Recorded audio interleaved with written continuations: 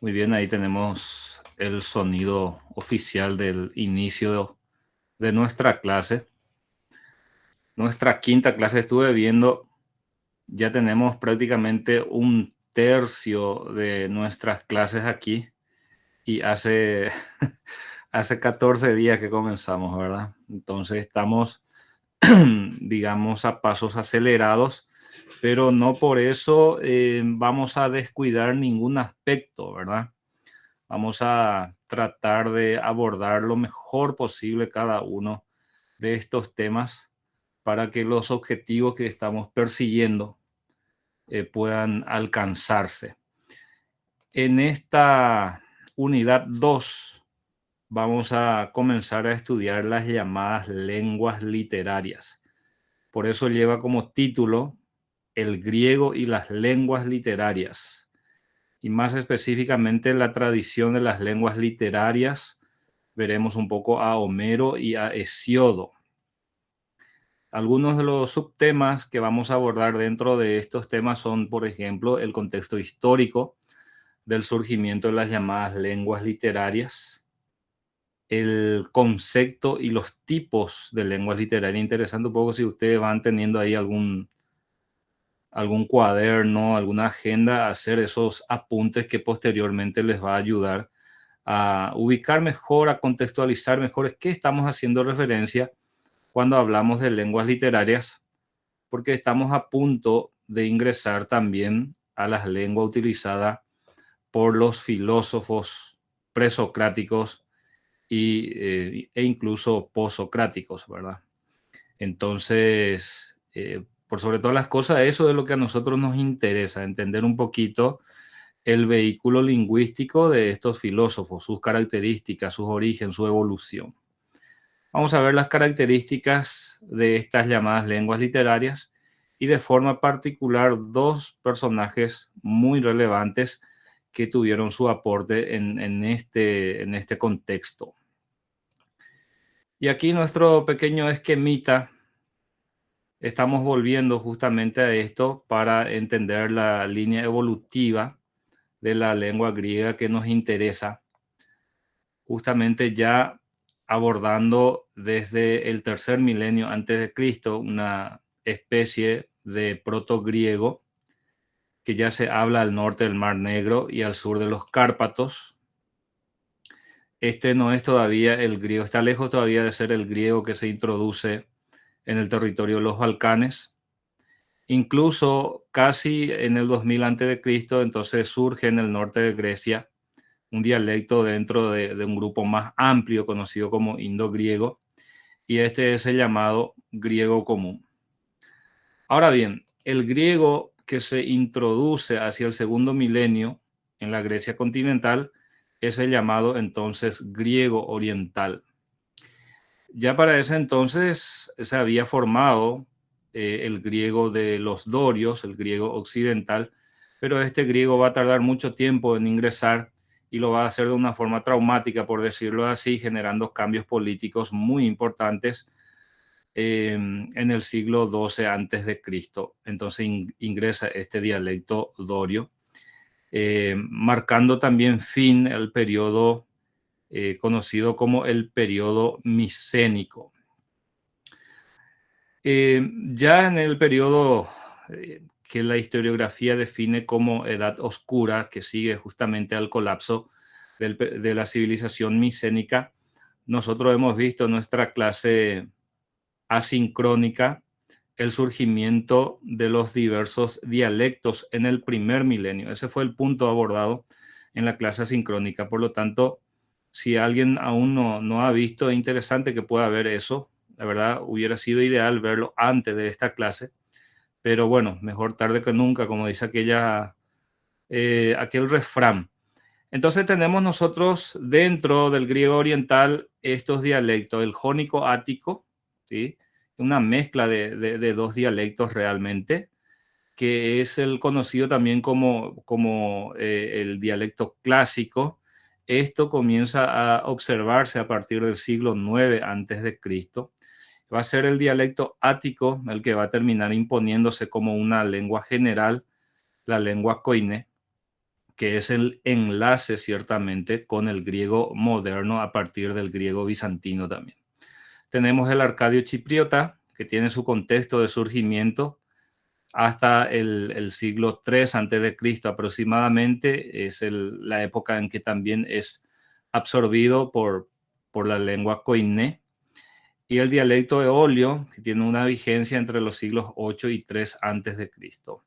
En menor medida nos interesa, pero es interesante también señalar dentro del griego occidental el griego de los dorios, más específicamente, y el griego del noroccidente.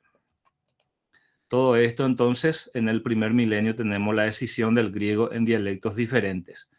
Y esta también es la época que nos interesa, la Edad Oscura, y los siglos posteriores nos interesan de forma particular porque este es el contexto del surgimiento de las llamadas lenguas literarias desde el siglo VIII antes de Cristo. Y para rematar nuestro esquema, entonces en el siglo IV o desde el siglo IV nosotros tenemos una unificación final a partir del dialecto ático. Y esta unificación es la que va a determinar, digamos así, la línea histórica evolutiva del griego en las siguientes épocas: la época helenística, ya en la época romana, en la época del Imperio Bizantino, el Imperio griego también conocido, y el griego moderno. Entonces, todo esto también estuvimos repasando un chiquitito en nuestra clase asincrónica.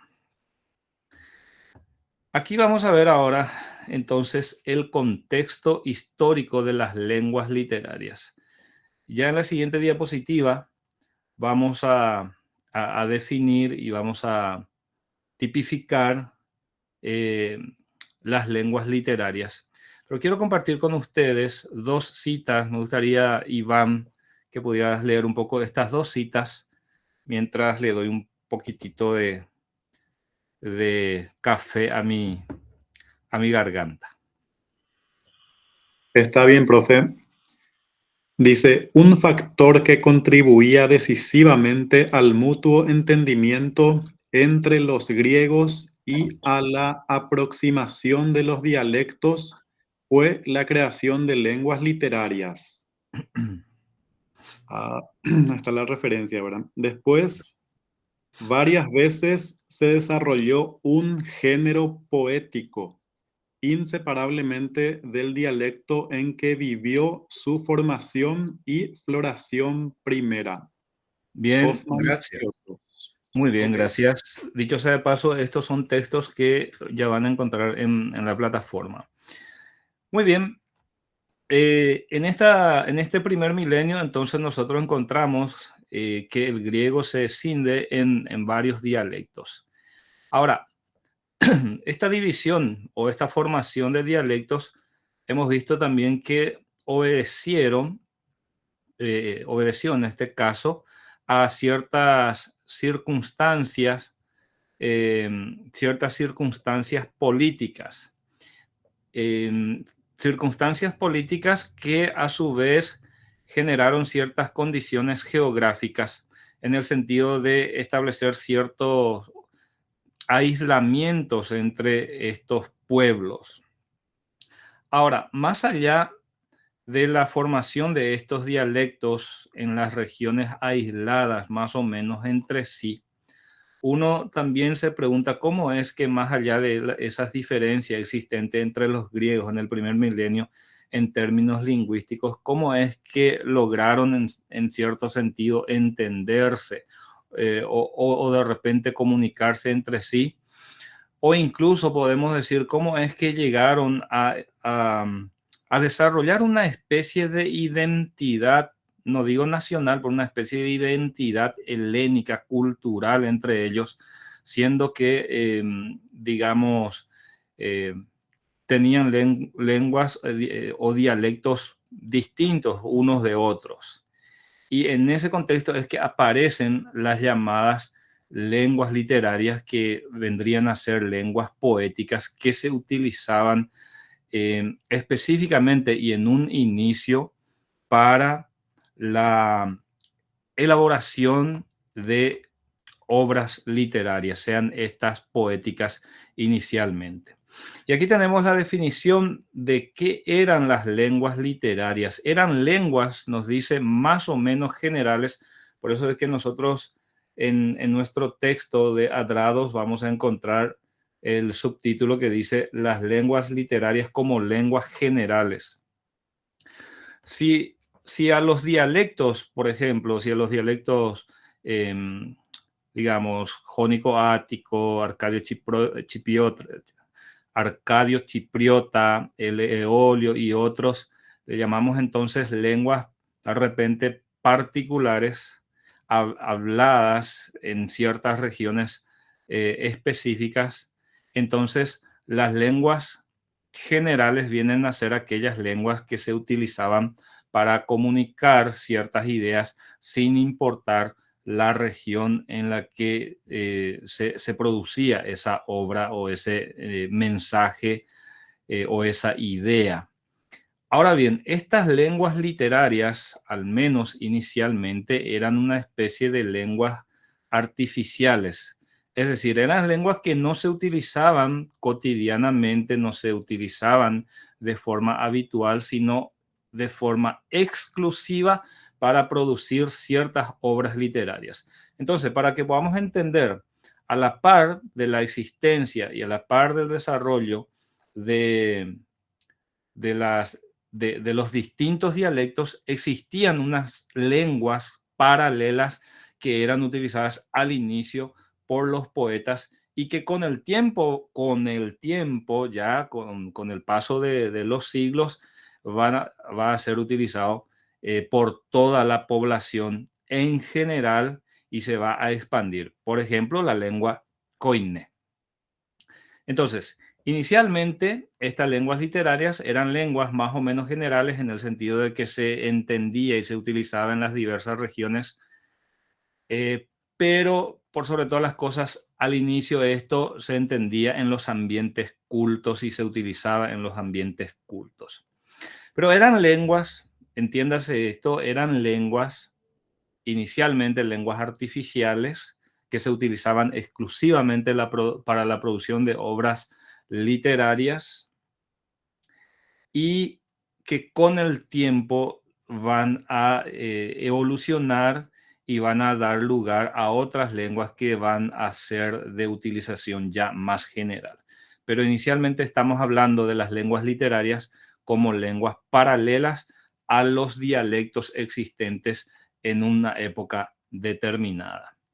Y en cuanto a su clasificación, tenemos estos tres grupos: las llamadas lenguas poéticas generales, las llamadas lenguas poéticas particulares y las lenguas de la prosa. Esto, evidentemente, en épocas distintas. Cronológicamente se ubican aquí. Al principio tenemos las llamadas lenguas poéticas generales. ¿Cuál fue la primera lengua poética general? Fue la lengua homérica, es decir, la lengua utilizada por Homero en la producción de la Ilíada y la Odisea, y así también la influencia ejercida por el propio Homero en otros poetas. O sea que, así como nosotros, a ver un poco si se les ocurre a ustedes algún poeta que haya marcado un estilo en nuestro país en el siglo XX. ¿Me podrían decir un nombre, por ejemplo? ¿Qué se les ocurre? Manuel Ortiz Herrero puede ser, profe. Puede ser Manuel Ortiz Herrero. ¿Qué más puede ser? Por ejemplo, alguien que haya marcado un estilo en la forma de sus versos. Emiliano R. Fernández. Emiliano R. Fernández, por ejemplo, ¿verdad? Y su verso bien característico. Es muy fácil, una vez que vos conocés un par de obras de Emiliano, identificar otras obras de él, con esa mezcla un poco extraña, ¿verdad? Un poco artificiosa del guaraní con el castellano. Ahora, si bien Emiliano R. Fernández introduce ese estilo, llamémosle así, él no fue el único que escribió con ese estilo o con esa estructura de verso, sino que otros también después le siguen. Tendríamos que definir la influencia en ese sentido de Emiliano R. Fernández en la poesía paraguaya.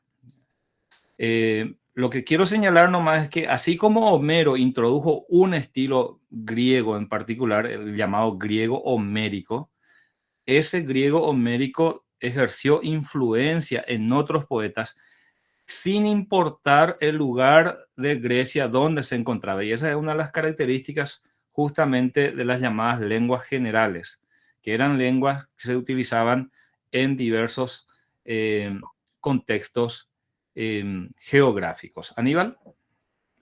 Entonces, una consulta, profe. Entonces, la Ilíada se utilizó también el jónico o era solamente homérica. No, justamente, buena pregunta, Aníbal. Justamente la lengua griega homérica reúne sus características en particular.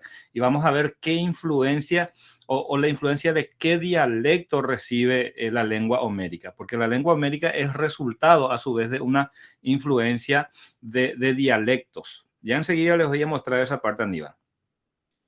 Recibe influencia, ciertamente, de otros dialectos. Y el toque especial que le da Homero o el uso especial que le da Homero a esos dialectos y a la manera como él estructura su verso, que se conoce justamente como la poesía hexamétrica. Eso es lo que se conoce con el tiempo como griego homérico y que va a ejercer influencia en otros poetas. También en ese sentido, acá está justamente la definición de la lengua homérica. Es una variante del griego empleada por Homero en la Ilíada y la Odisea. Hay otros himnos de repente que se le atribuyen, pero que probablemente corresponden a otros poetas. Ahora, dentro de estas lenguas poéticas generales, la lengua homérica es la lengua de la épica, ¿no? O sea, que de un estilo de obra en particular, que enseguida vamos a ver justamente cuál era la temática de la épica. Pero no solamente la lengua era de la épica, sino también de la elegía. Es decir, en este caso, la elegía, que se define como una composición lírica en que se lamenta la muerte de una persona o un suceso infortunado, y la lengua de la lírica coral, que era un tipo de poesía, entonces lírica que se representaba en coro, generalmente en los teatros. Ahora voy a explicar un poco este punto a que hace referencia. Vamos a centrarnos un poco en el siglo VIII. El siglo VIII, de repente, esa transición entre la llamada Edad Oscura y la Grecia arcaica, ¿no? Para ese entonces nosotros ya tenemos formados varios dialectos. Coincidimos en eso, ¿verdad? Entendemos en eso que ya se forman varios dialectos dentro del griego oriental y que encontramos también que el griego occidental ya se había introducido en el 1200 antes de Cristo. Correcto. Entonces, esos dialectos existían en las regiones que hemos visto en la clase anterior, con mapas, con bien especificado de forma bien detallada. Nosotros tenemos en el material. Les invito, insisto, si es que todavía no pasaron por ahí, para que puedan ver. Entonces, a la par de la existencia de esos dialectos y de la utilización de esos dialectos, uno tiene que preguntarse, por ejemplo, un individuo que hablaba el dialecto eolio, un individuo que hablaba un dialecto eolio, para escribir una épica, un poema épico, ¿qué lengua utilizaba? ¿Qué lengua utilizaba? ¿Utilizaba su dialecto eolio? No. Utilizaba la lengua homérica. Un individuo de la región de Jonia que hablaba el jónico ático debía escribir de repente una elegía, una composición lírica, como vemos entonces, de lamento, de tristeza. ¿Qué dialecto o qué lengua utilizaba para escribir o dictar ese poema, esa composición lírica, utilizaba la lengua de la elegía que tenía sus características en particular. Y lo mismo ocurría con otras composiciones poéticas. O sea, dependiendo del tipo de composición poética que los individuos iban a realizar, entonces utilizaban una lengua en particular. Y la primera lengua general utilizada por todos los poetas en Grecia fue la lengua homérica.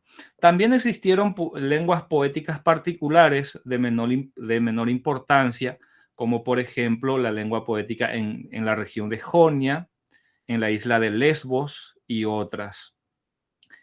Y más adelante aparecen entonces las llamadas lenguas de la prosa, porque hay que entender bastante bien que los primeros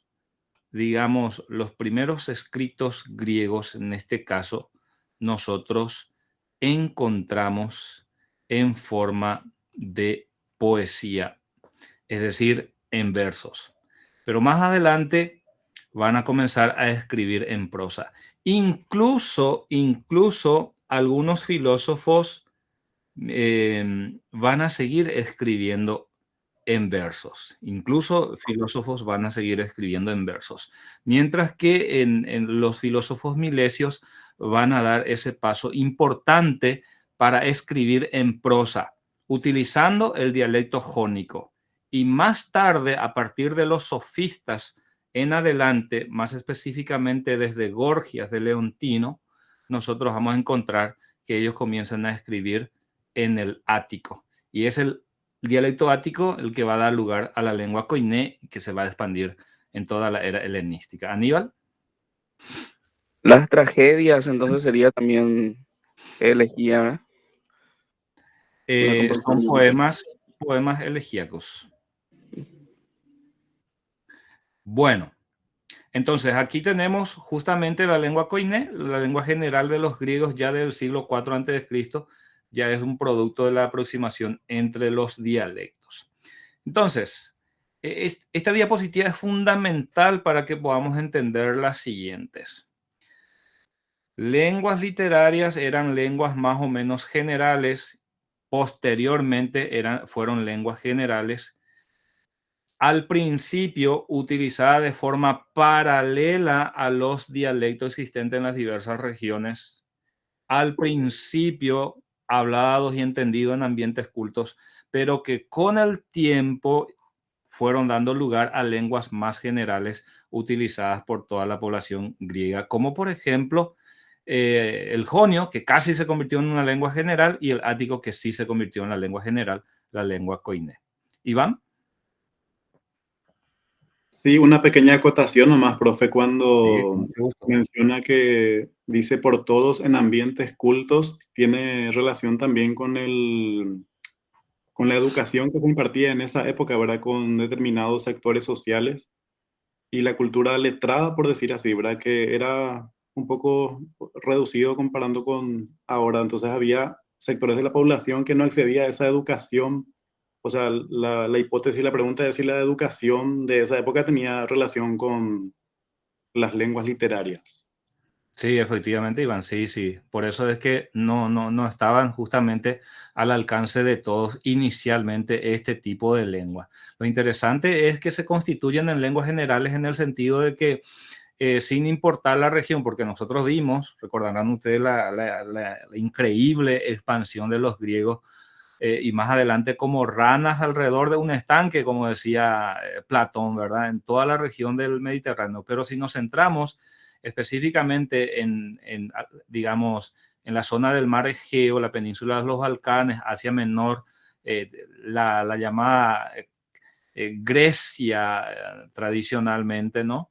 Nosotros vemos ahí que más allá de la existencia de esos dialectos, se fueron formando estas lenguas paralelas utilizadas inicialmente, insisto, en la producción de estas obras literarias, entendían ambientes cultos, pero que con el tiempo va a dar lugar a una lengua general y popular. Muy bien, esta es, insisto, una diapositiva importante para que podamos entender. A continuación vamos a ver un poco las características. Estas características van mutando ciertamente, pero en líneas generales las lenguas literarias se caracterizaron por ser dinámicas. Por eso el primer punto nos habla de una modificación y evolución. A continuación de las ideas principales están las citas que sostienen estas ideas. Dicen Adrados, estas lenguas admitían modificaciones y evoluciones. También admitían influjos mayores o menores de la lengua de los poetas, pero eran fundamentalmente unitarias en el sentido de que, por ejemplo, la lengua homérica era unitaria. La lengua épica de Homero, que se utilizaba para la escritura de la épica, tenía esa cierta unidad sin importar la región, y las otras lenguas también, las otras lenguas poéticas. Ahora, el tercer punto hace referencia a la influencia en otras lenguas literarias. En ese punto en particular, la más antigua de todas, las lenguas literarias más antigua de todas, la llamada la lengua homérica, ejerció una enorme influencia a todas las demás lenguas literarias. Por ejemplo, ejerció influencia en la elegía, en la lengua de la elegía, también en la lengua de la poesía yámbica, conocida como el jambo. Aquí tiene una definición ustedes. Es un tipo de poesía cuyo contenido es principalmente propio de sátira o satírico. Esta poesía yámbica nació en la esfera pública de la fiesta y rituales religiosos. Nada más para enseñar. Hay muchos conceptos acá que a lo mejor no vamos a utilizar, pero es interesante que podamos comprender la influencia de la lengua homérica como lengua literaria sobre otras. También ejerció influencia en la lírica coral, acabamos de ver en la diapositiva anterior eso. También en la monodia, que es un tipo de oda o canto a una sola voz. Algunos de los representantes de este género son Safo y Alceo, por ejemplo. Fíjense que no solamente ejerció la lengua homérica influencia en las lenguas, digamos, poéticas, sino también ejerció influencia en la prosa. Heródoto, nuestro historiador, nuestro llamado padre de la historia del siglo V a.C., él escribió en prosa, en jonio, pero este jonio de la prosa o esta prosa jonia utilizada por Heródoto también ejerció influencia de la lengua homérica. Ahora, ¿qué tipo de influencia, qué grado de influencia ya es una cuestión más compleja, más profunda? Pero lo cierto es que la bibliografía nos indica que ejerce influencia en el jonio de Heródoto. Luego, en el jonio en el ático literario. Y claro está, por más de que nos parezca llamativo, increíble, etcétera, esta lengua homérica incluso ejerció influencia en la filosofía posterior. Por eso nos dice Adrados, incluso los pensadores jonios, los pensadores de Mileto, significa eso, bebieron, dice, para crear su léxico intelectual, el vocabulario utilizado por los filósofos significa eso, bebieron de Homero. O sea, la influencia de Homero en ese sentido en la lengua griega es impresionante. Entonces, hasta el momento tenemos estas características. Su dinamismo, es decir, tiende a la modificación y evolución, ciertamente. La unidad, ejercieron influencia en otras lenguas, ejercieron influencia en la filosofía, fueron muy importantes.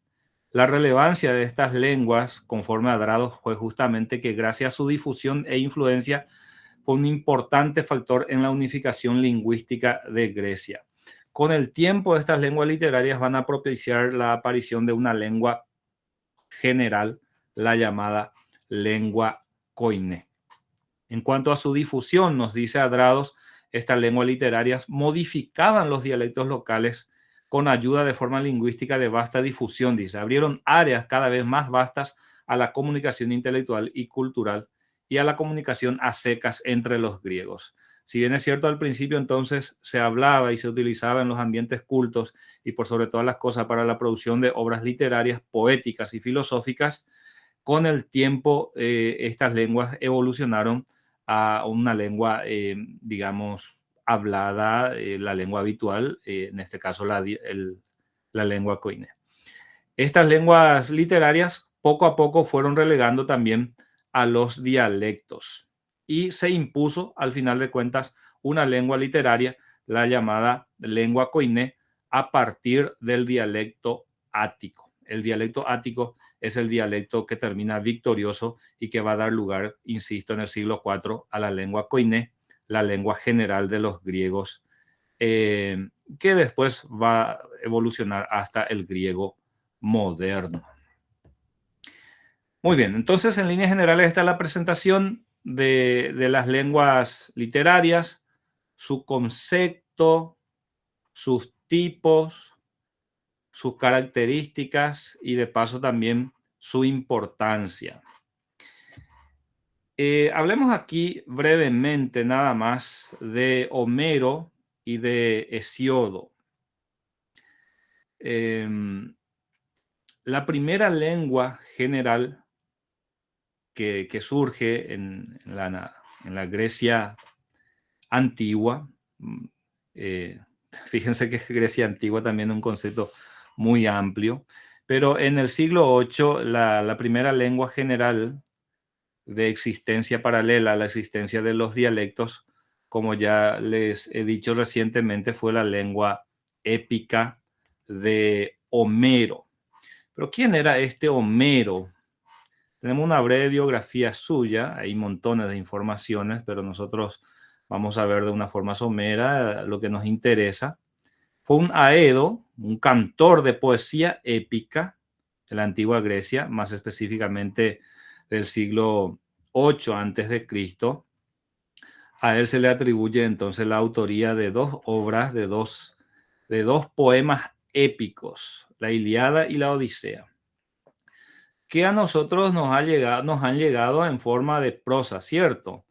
Sí, muy probablemente si alguno de ustedes ya han leído, ya sea la forma el formato resumido o completo de estas obras, muy probablemente leyeron en prosa. Pero la forma original de estas obras de Homero eran poemas épicos, y en cuanto a su estructura se conocen como poemas hexamétricos.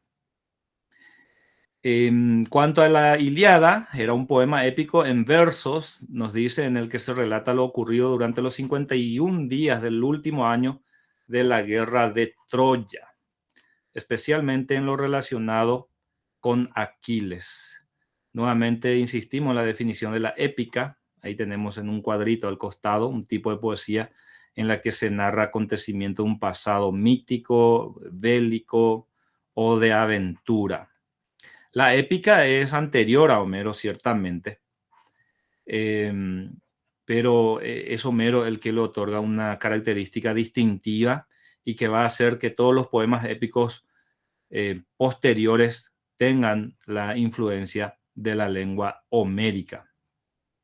Y bueno, Guerra de Troya es una mezcla de mitología, historia, ¿no? Hay mucha tela que cortar todavía al respecto, pero se considera un enfrentamiento bélico que enfrentó a los ciudadanos de la ciudad de Troya contra los principales reinos aqueos de la Grecia antigua y sus aliados, probablemente siglo XIII, siglo XII antes de Cristo. Ahora, quiero compartir con ustedes cómo sonaba el poema épico de Homero. Espero que puedan escuchar un poco. Me avisan por favor si logran escuchar, pero quiero compartirles en esta diapositiva, en esta página. Un ratito, por favor.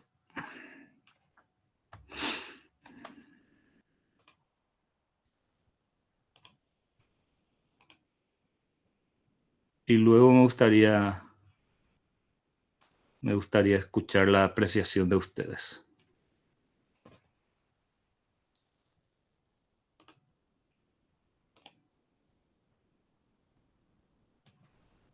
¿Me confirma si ven la diapositiva, el vídeo?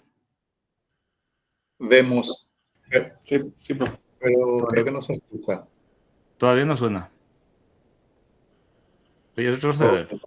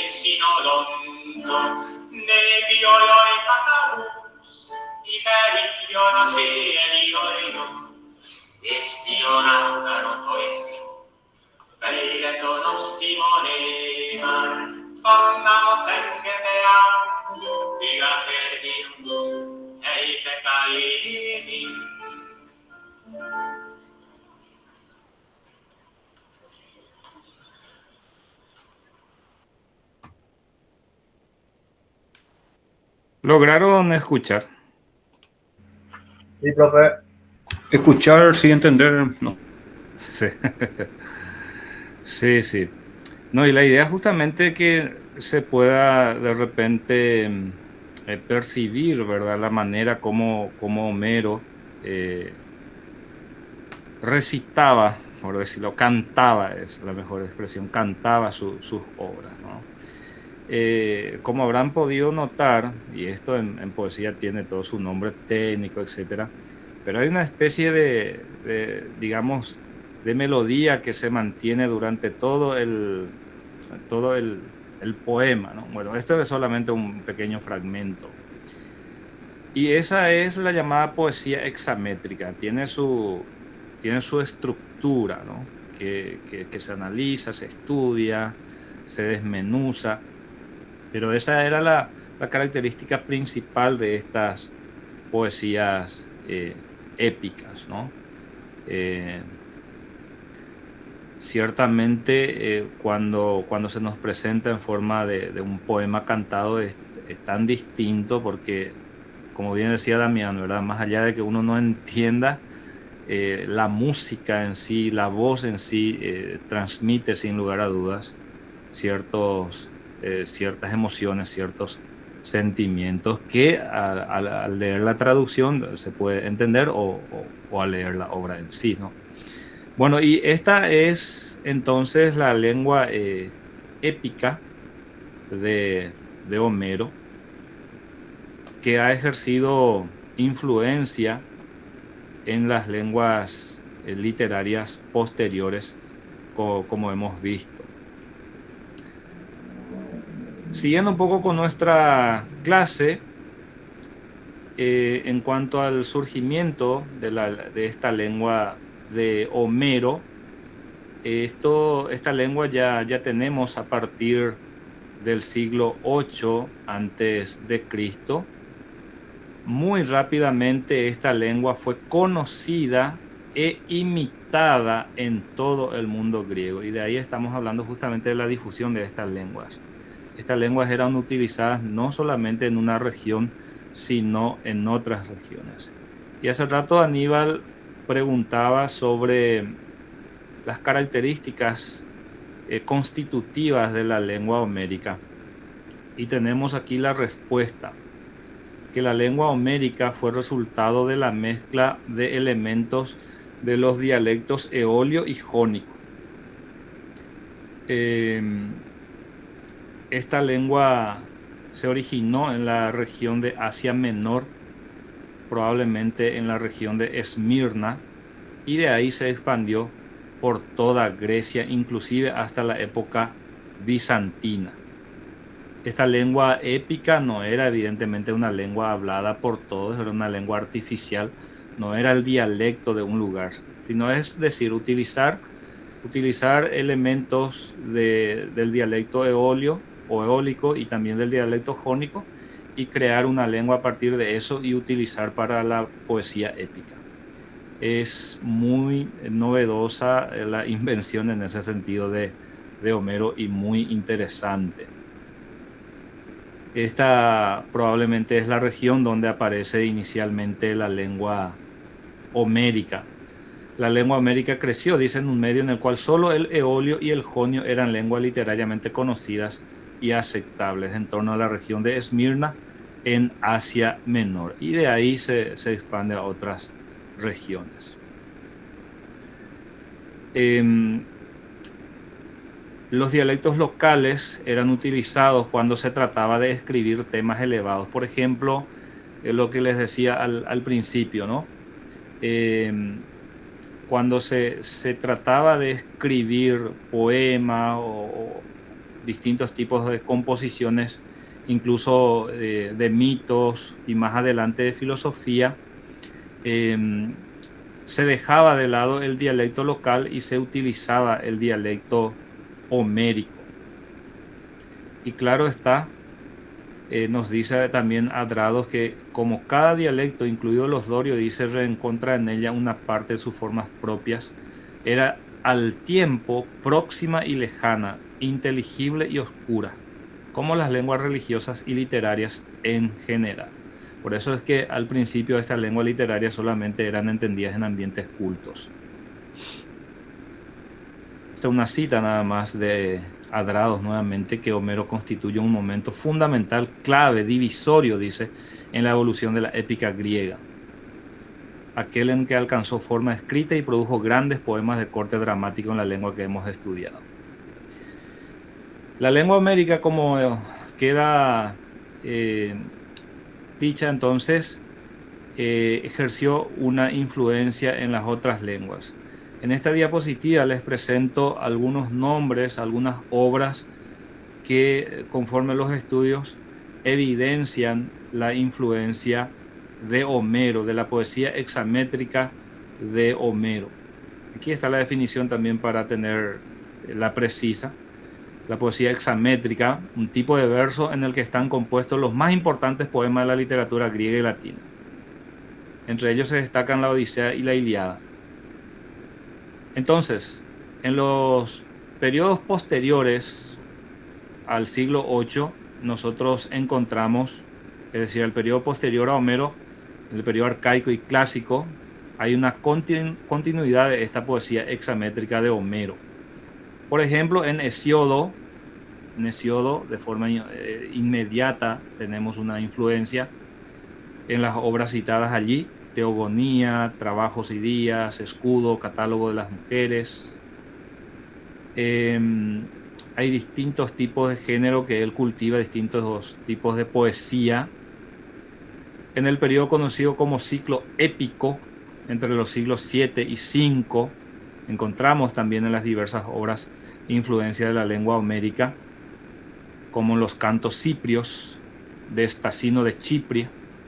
También encontramos influencia en la Etiópida de Artino de Mileto, en la pequeña Ilíada de Lesques, también en otras obras de Eumelo de Corinto, Paníasis, Querilo, en fin, distintos poetas que recibieron la influencia de la lengua homérica. La lengua homérica también ha ejercido influencia en la llamada hímnica, en los llamados himnos homéricos, a partir del siglo VII antes de Cristo en adelante, e incluso en filósofos como Genófanes de Colofón, Parménides y Empédocles. Ellos escribieron en poemas sus ideas. El ser, por ejemplo, de Parménides. El propio Genófanes que siguió prefiriendo escribir en poema que en versos antes que en prosa. Entonces esto es interesante que podamos entender la influencia de esta lengua homérica en particular. Y de Hesiodo tenemos algunas ideas. Hesiodo entonces es del siglo 8 antes de Cristo, alrededor del 700 antes de Cristo. Su padre, nos dice su historia, emigró desde la región de Eólica, Cime. Dice que cuando muere su padre surge entre Hesiodo y su hermano un pleito por causa de la herencia que perdió aquel. Estos son los pocos acontecimientos de su vida que son mencionados por el propio Hesiodo en su obra y son importantes también para juzgar su lenguaje. Y lo que a nosotros nos interesa por sobre todas las cosas es la influencia recibida de la lengua homérica. Pero la lengua de Hesiodo también aporta un elemento novedoso. Se asemeja, nos dice Hoffman, en su carácter, en la mezcla de elementos no jónicos y jónicos. A eso se asemeja, por ejemplo, a la lengua homérica y también su métrica, es decir, la poesía hexamétrica. Sigue su mismo estilo. Y bien, esto es lo que yo quería presentarles de forma concisa. Esto es lo que yo encontré. Hay más informaciones, hay más ideas, pero creo que a partir de estos elementos podemos seguir estudiando el desarrollo y la evolución de la lengua griega. Aún tenemos al menos 10 clases por delante y en cada una de esas clases iremos viendo entonces los cambios que se van dando en esta lengua. Ahora sí me gustaría escuchar un poco algunas apreciaciones de ustedes con relación a lo que estuvimos viendo, qué cosa novedosa, de repente qué ideas quedaron por allí, qué dudas. Si tenemos respuesta a esas dudas, vamos a formularlas. Caso contrario, vamos a dejar como tarea pendiente y seguir leyendo al respecto. ¿Algún comentario por parte de ustedes, estimados estudiantes? Estamos pocos hoy, 12 estamos.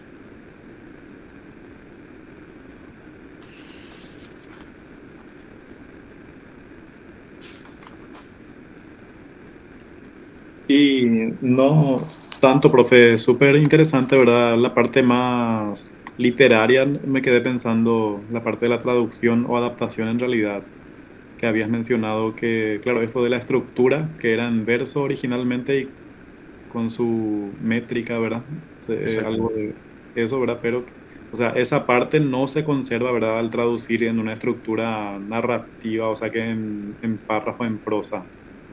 Pero se conserva o sea, la historia, los personajes, los sentimientos, todo eso se conserva, pero la parte musical y de la forma de puesta en escena, la forma de comunicar ese texto literario, ¿verdad? Porque por lo visto se recitaba así como se vio en el video, que igual se puede apreciar por más de que no se entienda, pero a nosotros nos llega en forma de libro impreso, ¿verdad? No es que vamos a ver a alguien recitando la Ilíada o la Odisea. Y eso, profe. Así es, Gracias. Iván. Gracias a vos por tu comentario. Sí, efectivamente, por eso es que el tema de la traducción de la poesía, ¿verdad? De esa lengua original a otras lenguas es todo un desafío. Porque de repente cuando se trata de un escrito en prosa, tenés un conjunto de sinónimos o de juegos lingüísticos con los que podés jugar de repente. Mientras que, como bien decís, cuando se trata de un poema, eh, hasta podés intentar de repente mantener esa métrica, ¿verdad? Pero muchas veces una métrica en particular es propia de un idioma y es imposible quizá de repente replicar en otro idioma, ¿no? Y si fuese posible replicar esa poesía hexamétrica que le da su toque tan característico, ¿verdad? Si pudiéramos diseñar, creo que sería posible, ¿verdad? Esa especie de cadencia que tiene. Si se consiguiera, por ejemplo, mantener esa métrica, también está hasta qué punto las palabras utilizadas en esa traducción van a reflejar de repente lo que en su idioma nativo está diciendo. Pero es así, esa es la idea, ¿no? Entender que Homero, a través de sus poemas épicos, ejerció una enorme influencia en las diversas lenguas literarias que se formaron desde el siglo VIII en adelante. Y reiterar que a las lenguas literarias hay que entenderlas como lenguas más o menos generales inicialmente, que se utilizaban y se entendían en ambientes cultos para la producción de estas obras literarias, sean estas de poesía, de mitos y más adelante de filosofía. Entender que estas lenguas inicialmente existieron y se utilizaron a la par de los distintos dialectos y que estas lenguas con sus respectivas evoluciones con el tiempo va a dar lugar a una nueva lengua general, que es la lengua koiné, que a diferencia de las otras lenguas fue realmente una lengua popular, hablada de forma cotidiana y utilizada de forma cotidiana por todo el mundo griego e incluso más allá de ese mundo, ¿no? ¿Otro comentario? ¿Otro parecer?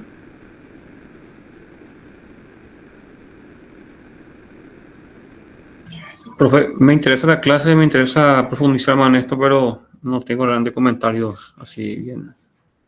Es seguir leyendo el material. Yo no sé si vamos a profundizar en el... Estaba leyendo el material justamente que enviaste para el trabajo, para la ficha, y hay varias palabras acá que están, no sé, vocales, sonantes, consonantes, silbantes, aspiradas. Claro, claro, eso Sirve como información, ¿verdad? No es que vamos nosotros sí, a profundizar. así mismo es. No va a ser griego uno como lengua inglesa, uno, ¿verdad? Claro, no. La idea no es hacer un análisis, digamos, lingüístico de la estructura de la evolución de las palabras, sino historiar la lengua griega. Recurrimos a esas fuentes que contienen esos análisis, Damián, solamente para complementar, ¿verdad? Nuestras informaciones y nuestros análisis. Raíces griegas y latinas de filosofía, por sobre todas las cosas, lo que busca es historiar entonces esa evolución. Pero ese análisis lingüístico estructural no la vamos a hacer, no es nuestro campo. Así que no te preocupes por eso. Pero complementa las informaciones. Bueno, efectivamente, hasta el momento tenemos un trabajo de la clase 3. Tenemos todavía tiempo para ir completando. Les pido que puedan completar de la mejor forma posible, haciendo las citas correspondientes, utilizando las fuentes.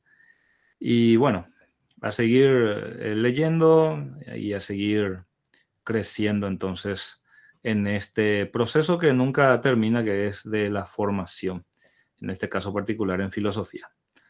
Es grande el desafío, pero estamos en el campo y tenemos que afrontarlo. Le agradezco mucho su presencia. Profe, Sí, antes de cerrar, el tema de la ficha, el tema de sí. En la última parte pues, hay un ejercicio también donde habla sobre extraer, digamos, espera que quiero ver la clase. Extraer, digamos,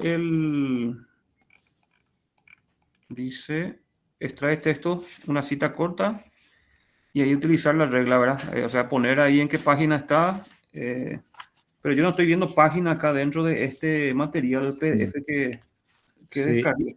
Y vamos a ponerle nosotros, la verdad que, como te decía, en esa...